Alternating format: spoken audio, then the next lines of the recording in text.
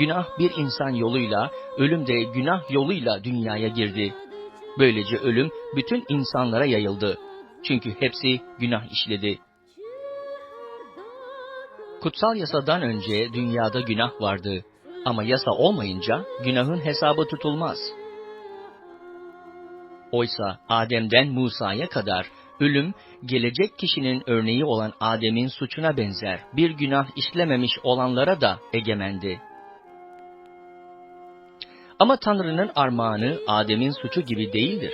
Çünkü birinin suçuyla birçokları öldüyse, Tanrı'nın lütfu ve bir tek adamın, yani İsa Mesih'in lütfuyla verilen bağış birçokları yararına daha da çoğaldı. Tanrı'nın bağışı o tek adamın günahın sonucu gibi değildir.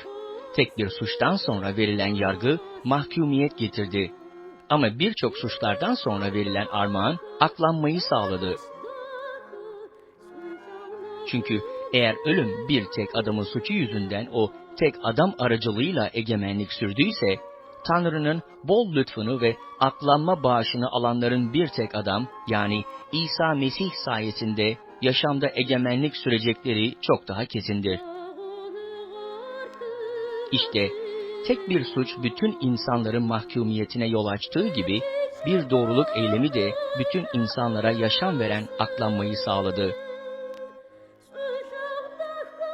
Bir adamın söz dinlemezliği yüzünden birçoğu günahkar kılındığı gibi, yine bir adamın söz dinlemesiyle birçoğu doğru kılınacaktır. Kutsal yasa suç çoğalsın diye araya girdi. Ama günahın çoğaldığı yerde Tanrı'nın lütfu daha da çoğaldı. Öyle ki tıpkı günah ölüm yoluyla egemenlik sürdüğü gibi, Tanrı'nın lütfu da Rabbimiz İsa Mesih aracılığıyla sonsuz yaşam vermek üzere doğrulukla egemenlik sürsün.